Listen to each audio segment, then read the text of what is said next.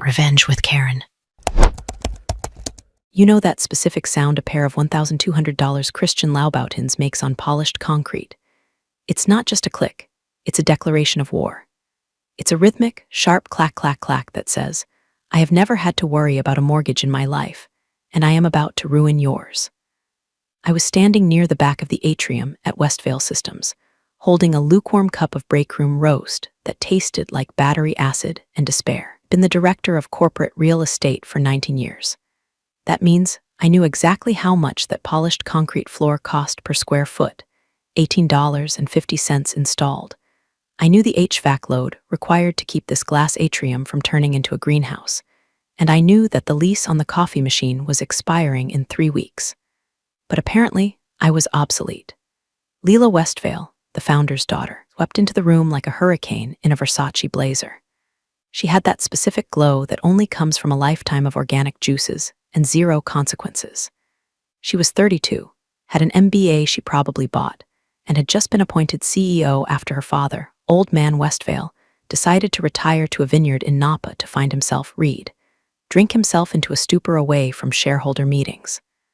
Good morning, team, Leila chirped. Voice had that jagged, manic positivity that makes HR managers break out in hives.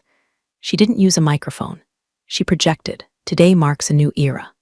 Westvale 2.0, we are trimming the fat, we are pivoting, we are disrupting our own legacy.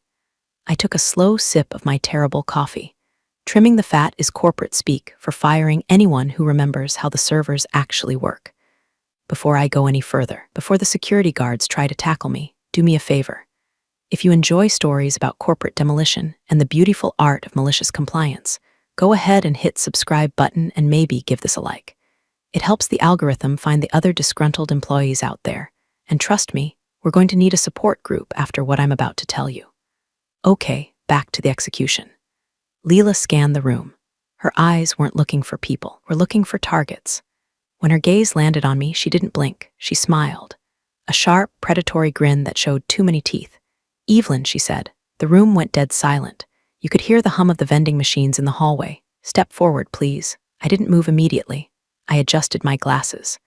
I smoothed the front of my navy blazer, bought at Macy's on sale 5 years ago. Sensible, durable, invisible.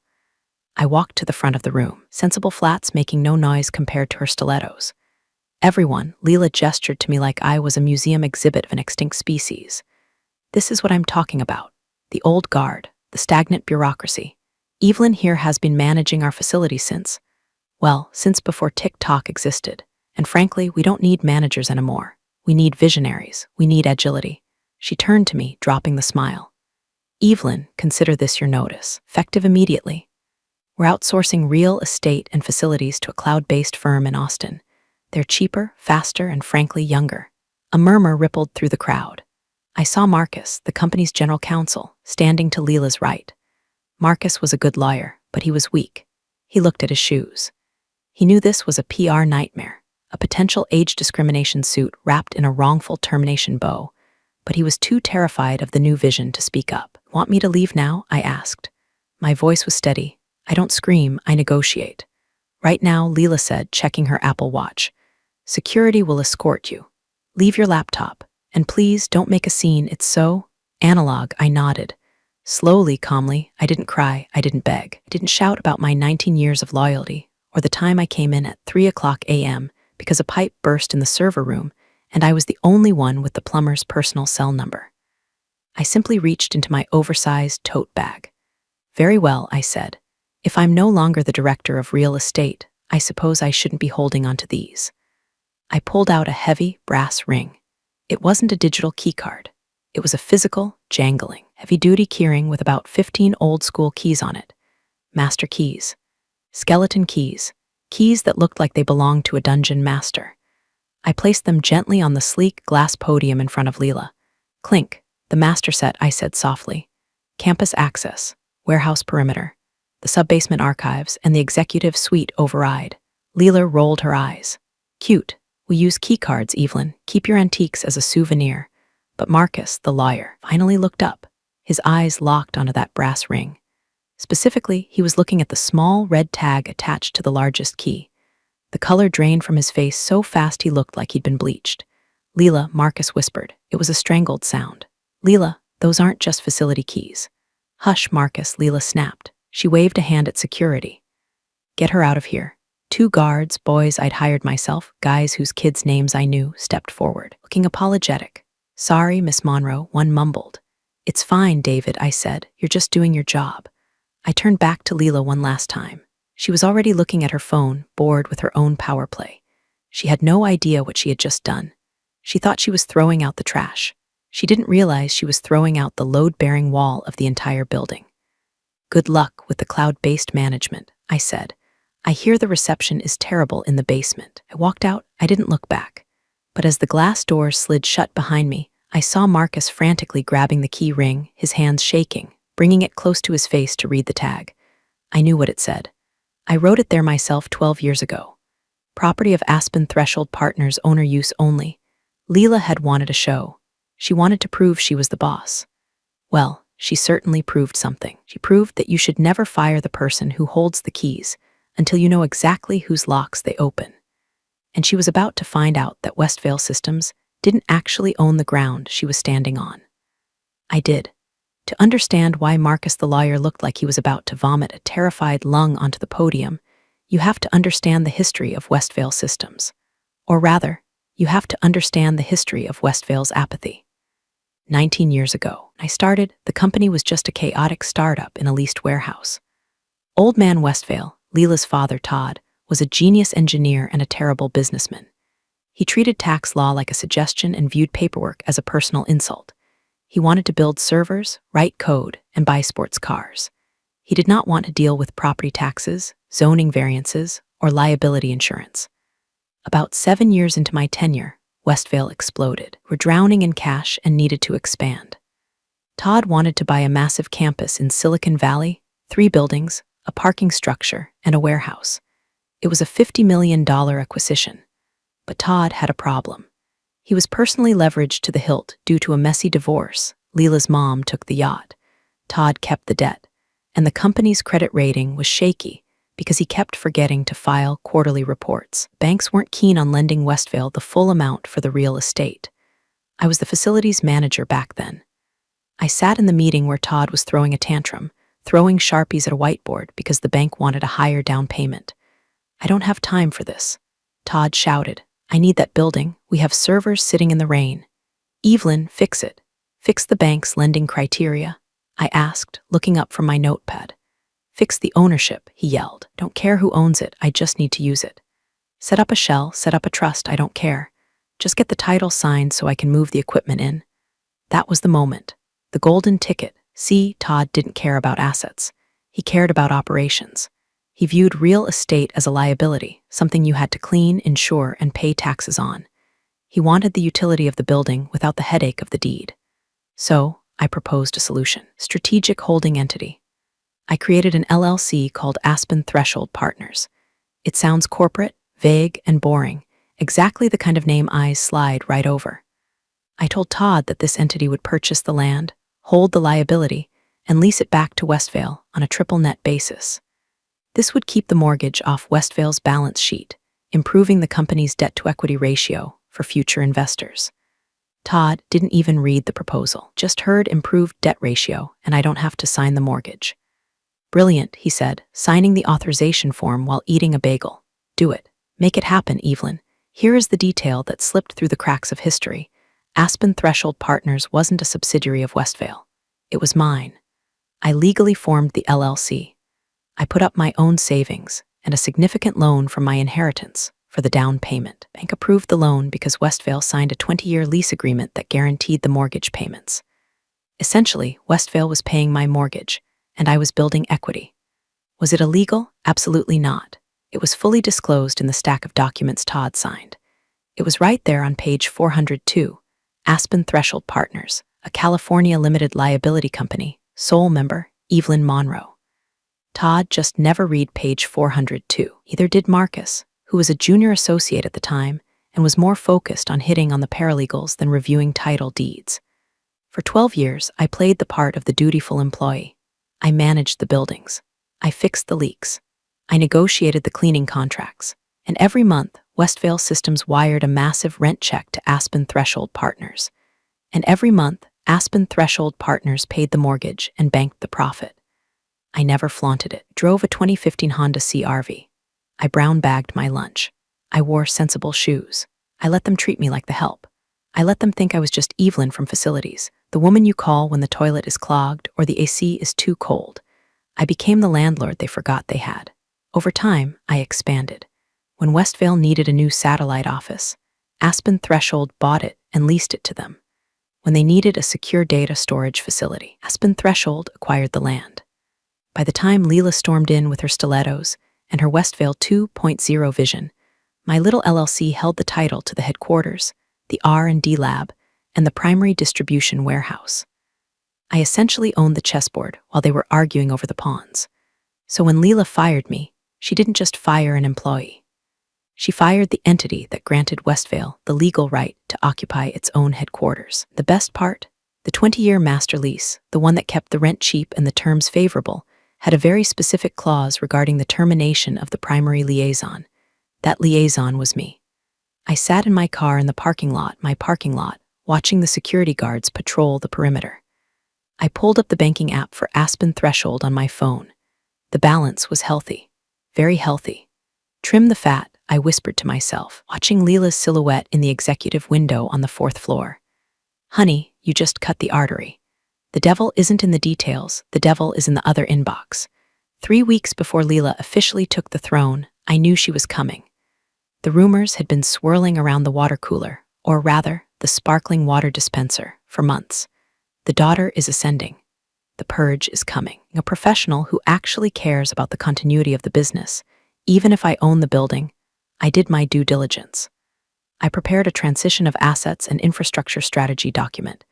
It was 40 pages long. It was dry. It was dense. It was formatted in Times New Roman, size 11, with single spacing. It was the most important document in the company's history. I emailed it to Leela, CCing her new chief of staff, 24-year-old named Braden, who listed vibe curation as a skill on his LinkedIn profile. The subject line was critical, infrastructure leases, title holdings, and compliance review for FY25. I tracked the email. Braden opened it 17 seconds after I sent it. He spent a total of 4 seconds looking at it. Then, based on the server logs I could still access, because IT hadn't revoked my admin privileges yet, forwarded it to an archived folder titled Legacy Docs/Boring Stuff. I can just imagine the conversation. Braden, yo, Leela, the facility lady sent some huge manifesto about leases. Leela, ugh, delete it. We're going fully remote hybrid agile anyway. We don't need infrastructure strategies. We need synergy. If they had read page 3, paragraph 2, would have seen this sentence. Please note that 85% of operational square footage is leased from third-party partner Aspen Threshold. The Master Lease Agreement, MLA, is contingent upon the continued employment of the designated asset manager, Evelyn Monroe, to maintain tenanting good standing status. Failure to retain said manager triggers an immediate renegotiation clause under Section 14. B. They didn't read it. So, 2 days after my dramatic exit, I was at home. My house is in Marin County, a nice, quiet mid-century modern tucked away in the hills. It's paid off. The garden is full of drought-resistant succulents and lavender because I don't believe in wasting water or energy. I was deadheading my roses, wearing gardening gloves that cost more than Braden's entire outfit, when my phone buzzed. I ignored it. It buzzed again. And again. I took a sip of iced tea and checked the screen. It was a notification from the Westvale internal system. They hadn't cut off my email access yet. Amateurs. I hadn't logged in, but the push notifications were still active on my lock screen. Urgent, access denied server room B. Urgent, power failure executive wing. Urgent, security badge system failure. I smiled. See, the smart building system that Westvale was so proud of. The one that controlled the locks, the lights, and the climate, was registered to the building owner, me. The account was linked to my corporate credit card, the one they had canceled immediately upon my termination.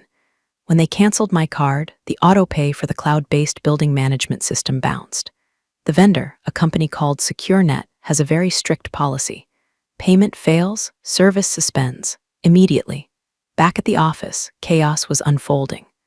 I could picture it perfectly. Leela trying to swipe her badge into the executive suite, only to get a sad red light. Braden trying to get into the server room to curate the vibes, only to find the maglocks engaged. And the air conditioning. Oh, the air conditioning. I had programmed the system to default to energy-saving mode in the event of a payment disconnect. Energy-saving mode means the AC cuts off. The blinds retract to let in full sunlight. The ambient temperature settles at a balmy 82 degrees to protect the environment. I peeled off my gardening gloves and walked into my kitchen. I opened my laptop, my personal MacBook, not the Lenovo brick they made me leave behind. I logged into the Aspen Threshold portal. There was a new message in the inbox from Marcus, the lawyer. Subject: clarification on key handoff body. Evelyn, we need to talk. Seems to be a misunderstanding regarding the ownership structure of the campus. The keys you left, they don't seem to work on the manual overrides. Also, the bank is asking questions about a change of control provision.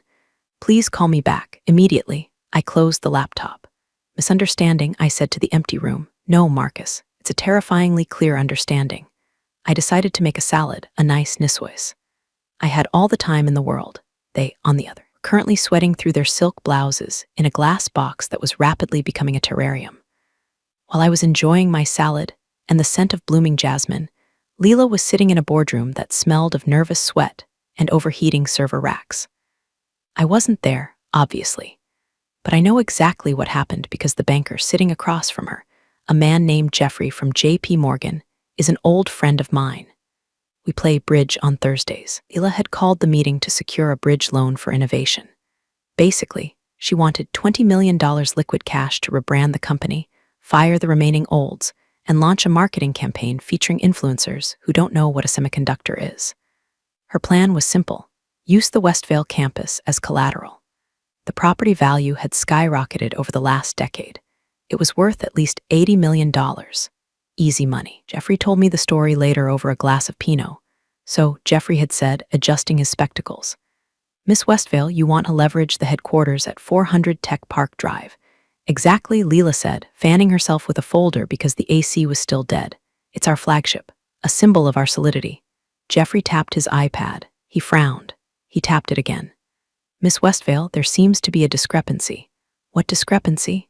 Leela snapped. Building is right here. We're sitting in it. Physically, yes, Jeffrey said slowly. But according to the title search we just ran, Westvale Systems doesn't own this building. Leela laughed, a sharp, incredulous bark. Don't be ridiculous. My father built this place. I have photos of him cutting the ribbon. He may have cut the ribbon, Jeffrey said, turning the iPad around to face her. But the deed is held by an entity called Aspen Threshold Partners. Leela blinked. Aspen. What? Aspen Threshold Partners.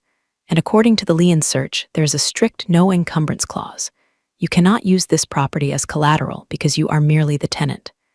Leela turned to Marcus, the lawyer, who was sweating profusely in the corner. Marcus, explain. Marcus cleared his throat. Well, Leela, as I was trying to tell you earlier regarding the keys, corporate structure established during the expansion phase utilized a third-party holding strategy to mitigate tax liability. And English, Marcus. Leela slammed her hand on the table. We rent the building, Leela, Marcus squeaked. We don't own it, we just rent it. From whom? Leela demanded. Who is Aspen Threshold? Is it a shell? Is it Dad?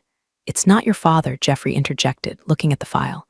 The managing member is listed as, let me see. Evelyn Monroe. The silence that followed must have been exquisite. I would have paid actual money to see Leela's face. The realization hitting her like a wet fish. The woman she had publicly humiliated, the woman she had fired for being old guard and obsolete, was literally her landlord. Evelyn, Leela whispered. The facilities lady? Apparently, Jeffrey said, closing his briefcase. And since you cannot pledge assets you do not own, I'm afraid this loan application is denied. Furthermore, Miss Westvale, looking at your financials, your lease agreement seems to be up for renewal review due to a change of management trigger. Have you renegotiated those terms yet? Leela stared at him blankly.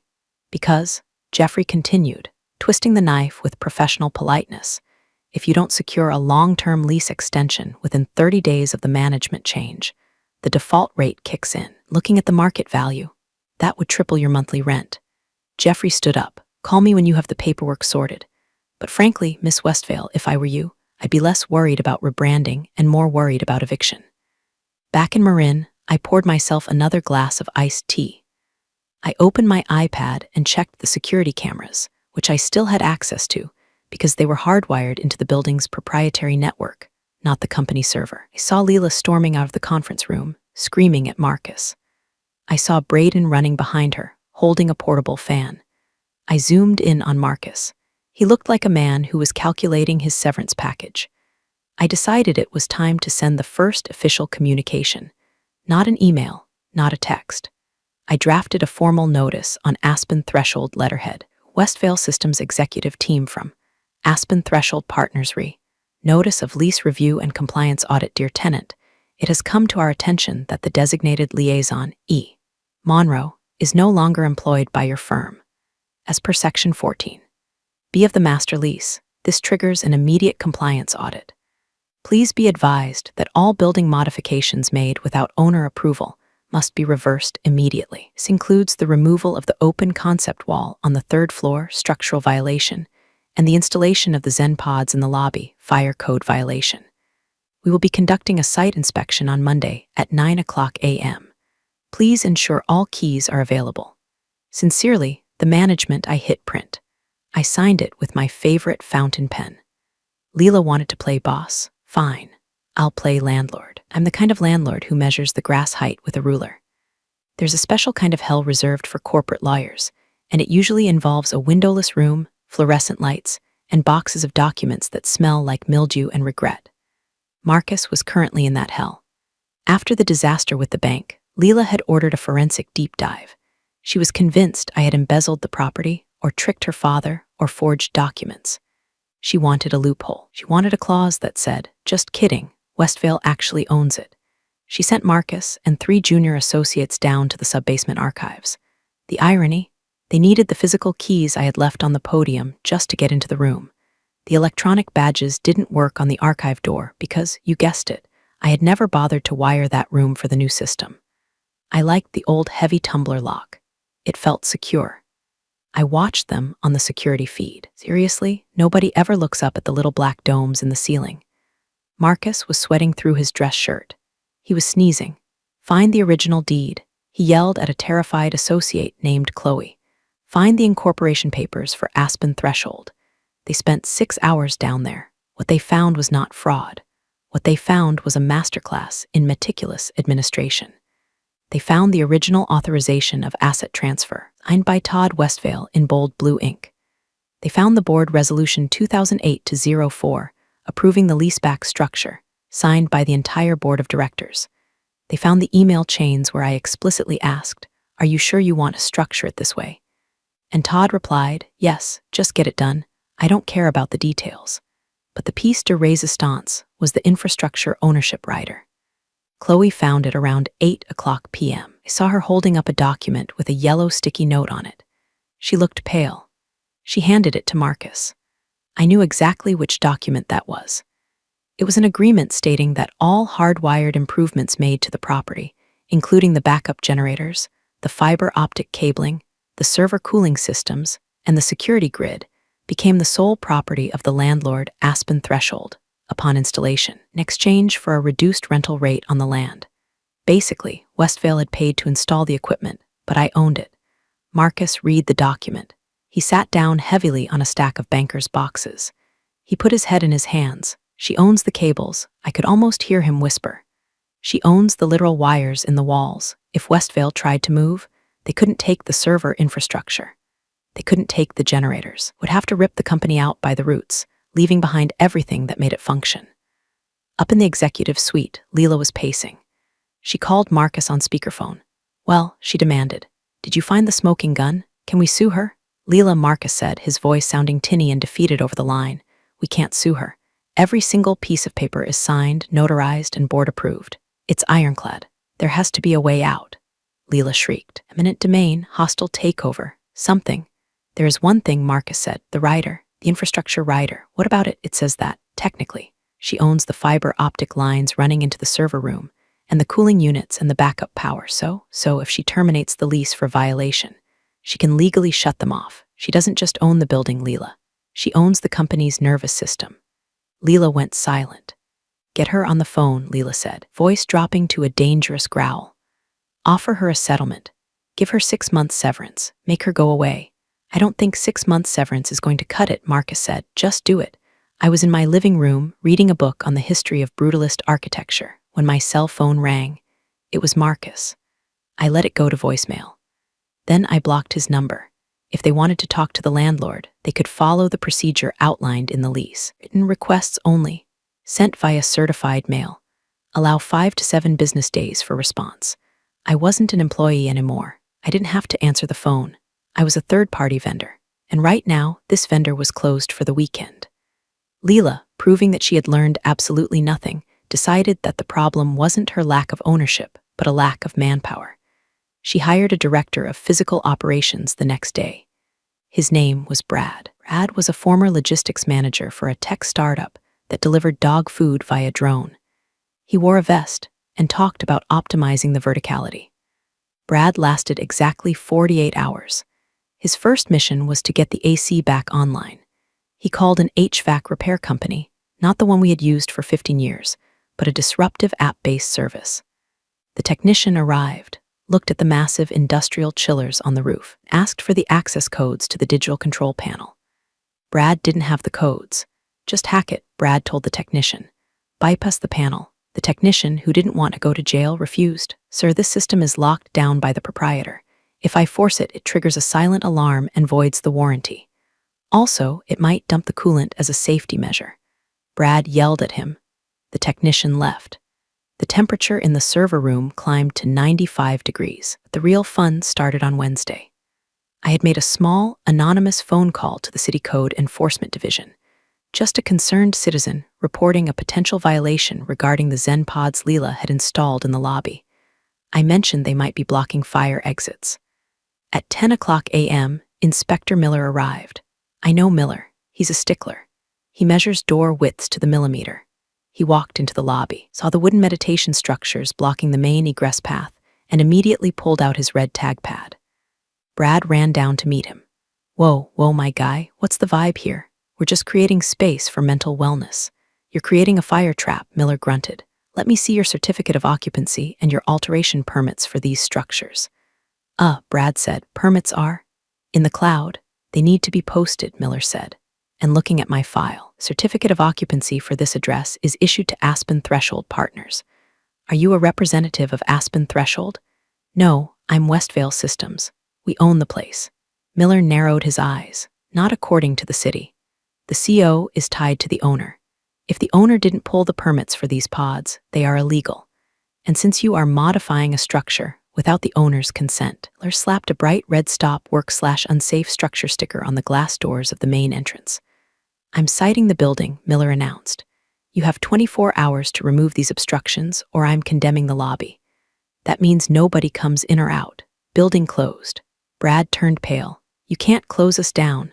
We have investors coming tomorrow. Tell it to the landlord, Miller said, handing Brad a citation. The fine is $5,000 a day. It goes to the owner of record. I'm sure she'll be thrilled to receive it. When Miller left, Brad stood there holding the citation.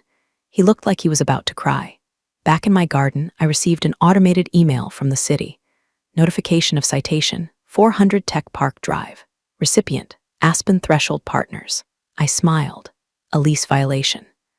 A tenant causing code violations and fines to be levied against the landlord is a material breach of contract. Section 19.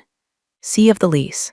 In the event of a material breach, the landlord reserves the right to terminate the lease with 7 days' notice and retake possession of the premises. I didn't want to evict them yet. That was too easy. I wanted them to sweat. I scanned the citation and attached it to a new email. To Leela Westvale, CEO CC, Legal Department from Aspen Threshold Partner Subject. Notice of lease violation and indemnification demand, Miss Westvale. We are in receipt of a code violation regarding unauthorized construction in the lobby. You are hereby notified that you are in breach of your lease. You have 24 hours to cure this breach. Additionally, pursuant to the stupidity clause, I didn't actually call it that, but it was implied the gross negligence clause. Rent for the current month is now subject to a 15% penalty fee. Please remit payment of $45,000 immediately. Govern yourself accordingly. Evelyn. I heard later that Brad was fired that afternoon. Leela threw a stapler at him. She was running out of people to fire. Soon, she'd have to look in the mirror. Desperation has a distinct smell. It smells like desperate voicemails left at 11:30 p.m. on a Tuesday.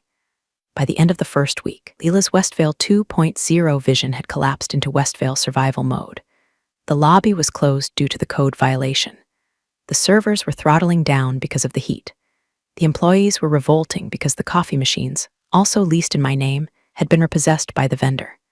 Leela tried to call me again. I watched the phone ring. It was her personal cell.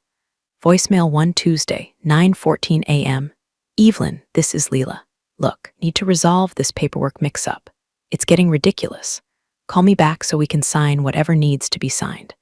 Tone, annoyed, superior. Analysis, she still thinks this is a clerical error. Voicemail 2 Wednesday, 2:30 p.m. Evelyn, Marcus tells me you're blocking his calls. That's very unprofessional. We are prepared to offer you a consulting fee to come in and smooth this over. $200 an hour. Let's get this done. Tone, transactional. Analysis, she thinks she can buy me with pocket change. My consulting rate is $500 minimum. Voicemail 3 Thursday, 11:45 p.m. Evelyn, it's Leela. The city is threatening to shut off the water because the bill is in the LLC's name and the auto-pay failed. Please, we have the Q3 board meeting on Monday. I can't have the water shut off. Just pick up. Tone, panic. Analysis, finally, we're getting somewhere. I didn't pick up. Instead, I sent a courier. I hired a process server to deliver a notice of rent adjustment and renewal terms. The courier arrived at the Westvale back entrance, since the front was closed by the city, on Friday morning. He handed the thick envelope to the security guard, who handed it to Leela. She opened it in the middle of the hallway. The document outlined the terms for a lease renewal, since the previous terms were voided by my termination. Monthly rent, $1.2 million up from $400K. Security deposit, $5 million cash upfront. Lease term, month-to-month only. Special condition. The tenant acknowledges that all facility management decisions revert to the landlord's exclusive control. Leela reportedly screamed. She threw the papers on the floor. But then the text messages started.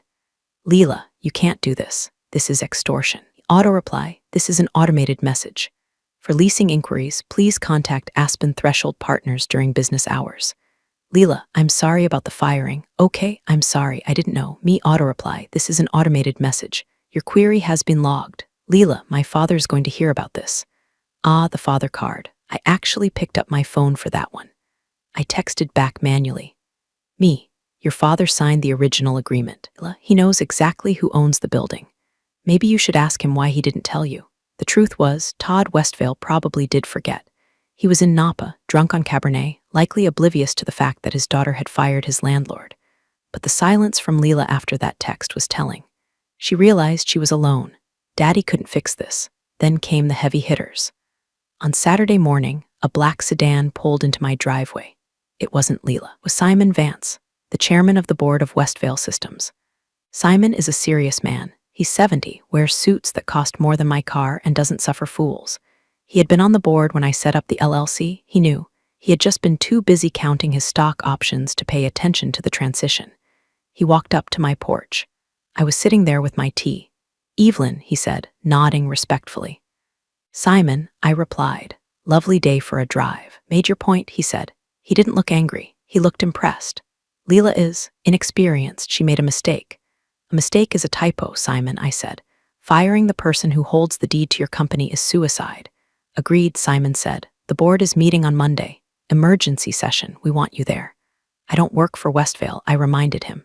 We know, Simon said. We want you there as the landlord. We need to discuss the terms of our surrender. I smiled. I'll check my calendar. Please, Simon said. He placed a card on the table. Leela is done. We all know that. Now we just need to save the building. He turned and walked back to his car. I picked up the card. It was an invitation to the boardroom. Monday, 9:00 a.m. The end game was set. The Westvale boardroom is designed to intimidate. It has a 50-foot mahogany table, floor-to-ceiling windows overlooking the Silicon Valley haze, chairs that look like they belong on the bridge of a starship. Usually, I stood at the back of this room, adjusting the thermostat or making sure the water pitchers were full. Today, I walked in and sat at the head of the table. Technically, the head of the table is reserved for the CEO. But when I walked in, wearing a white silk blouse and a blazer that said I own this. Nobody stopped me. Leela was sitting to the right, looking like she hadn't slept in 3 days. Hair was pulled back in a severe bun, but stray strands were escaping. She looked small. The board was there. 12 men and women who controlled billions of dollars in assets. They were all looking at me. Simon Vance cleared his throat. "Thank you for joining us, Miss Monroe." "Miss Monroe is fine," I said, "or you can address me as landlord, whatever you prefer." Leela flinched. "Let's get to the point," one of the board members, a hedge fund guy named Rick, said. "This lease situation, it's untenable. You're holding the company hostage." "I'm enforcing a contract," I said calmly, sliding a folder across the mahogany surface. "Westvale Systems signed a master lease. That lease required a competent liaison. You fired her. You violated the terms." "I am simply exercising my rights under the agreement. We can fight this in court," Leela snapped. Her voice was brittle. "It's a conflict of interest. You were an employee while owning the vendor." "Fully disclosed," Marcus the lawyer spoke up. He sounded tired. "I checked the files again, Leela. Page 402. It was disclosed, signed, and ratified. We have no case. If we go to court, she evicts us during the proceedings. We'd be out of business in a month." Leela slumped back in her chair. "So," Simon said, looking at me. "What do you want, Evelyn? You want your job back?" I laughed. A genuine, bright laugh that echoed in the quiet room. "My job?" I asked. "I think I want to come back and manage the cleaning crews." "You think I want to coordinate the holiday party?" "No, Simon. I don't want a job." I leaned forward. "I want equity." The room went dead silent. "You're in a default position," I explained, ticking points off on my fingers. "You can't move. You can't secure financing because you have no collateral. You can't even turn on the AC without my permission. Westvale Systems is a tenant, and you are bad tenants. I'm proposing a restructuring," I continued. "Aspen Threshold Partners will forgive the lease violations and restore the original rent rate. We will turn the servers back on. We will fix the code violations." "In exchange for what?" Rick asked. "In exchange for a seat on this board," I said, "and 5% stock in Westvale Systems." 5%? Leela shouted. "That's insane. That's millions of dollars." "It's cheaper than moving," I said coldly. "And it's cheaper than bankruptcy." I looked directly at Leela. "And one more condition," I said. "The CEO serves at the pleasure of the board, but the CEO also has to interface with the landlord. And frankly, I find the current CEO difficult to work with." Leela's eyes went wide. She looked at Simon. Simon didn't look back at her. He was looking at his hands. "If I am to invest my property into this company," I said, "I need a partner I can trust.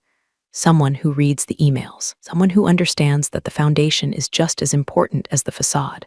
"Are you suggesting we remove her?" Simon asked quietly. "I'm not suggesting anything," I said, standing up. "I'm just the landlord, but I will tell you this. I don't sign leases with children." I picked up my purse. "You have until 5 p.m. to decide.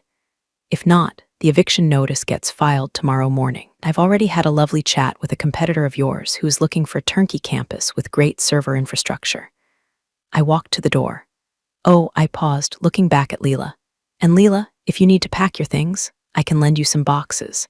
I have plenty in the basement, but you'll need someone with a key to let you in." I walked out. Behind me, the heavy doors clicked shut. But even through the soundproofing, I heard the shouting begin. 4:45 p.m. my phone rang. It was Simon. "It's done," he said. "Short, clip, the board has voted. We accept your terms. The stock transfer is being drafted, and Leela has tendered her resignation effective immediately. We are appointing an interim CEO." "Excellent," I said. "I'll reactivate the building management system remotely. The AC should be back on within the hour." "Thank you, Evelyn," Simon said. There was a pause, and welcome to the board. Next morning, I drove to the campus. I didn't park in the employee lot. I parked in the reserved spot right in front of the glass doors, the spot that used to belong to Leela. I walked into the lobby. The Zen pods were already being dismantled by a crew I had dispatched. The air was cool and crisp. The hum of the servers was a steady, reassuring vibration in the floor. As I walked toward the elevator doors opened. Leela walked out. She was carrying a cardboard box. Just one. She looked tired. Her blazer was wrinkled. The arrogance was gone, replaced by a shell-shocked hollowness. She stopped when she saw me. We stood there for a moment. The woman who thought she was the future, and the woman she thought was the past. "You planned this," Leela said. Her voice was raspy. "From the beginning, you set us up." "I didn't plan anything, Leela," I said gently. "I just built a safety net with the one who decided to cut the ropes." She shifted the box in her arms. I still have shares. Your father is currently on a plane to Fiji, I interrupted. He sent me a congratulatory fruit basket this morning. Turns out he prefers dividends over drama. Leela flinched. You know, she said, trying to summon one last bit of venom. You're just a glorified landlord. You're boring. You're not a visionary. I smiled. It was the same smile I used when I negotiated a 30% reduction in waste disposal fees. Leela, I said, stepping closer. Visionaries come and go. They burn out. They get bored. They get fired. I pointed to the floor. But the person who owns the ground, they stay. Boring is what pays the bills. Boring is what keeps the lights on. You wanted to be a star. I just wanted to be gravity. I reached into my pocket and pulled out a keycard, a new one. Black mat, gold lettering, Evelyn Monroe, director. Security will escort you out, I said, echoing her words from 2 weeks ago. David is waiting by the door. Try not to make a scene. It's so analog. Leela stared at me, her mouth opening and closing. But she had nothing left. She walked past me, her heels clicking on the concrete, but the sound was different now. It wasn't a declaration of war. It was the sound of a retreat. I watched her go through the revolving doors. Then I swiped my card at the turnstile. Beep. Access granted. I walked into the elevator and pressed the button for the top floor. The doors closed, sealing me in the cool, quiet, efficient heart of the building I owned. They say you should never burn bridges. I disagree. Sometimes you don't need to burn the bridge. You just need to remind everyone that you own the toll booth. And if they don't want to pay, well, I hope they like the heat. If you enjoyed listening a competent woman dismantle a Nepo baby with nothing but paperwork and patience, please upvote and subscribe. There are plenty more stories where this came from. Corporate real estate is a jungle, and I'm the one holding the machete.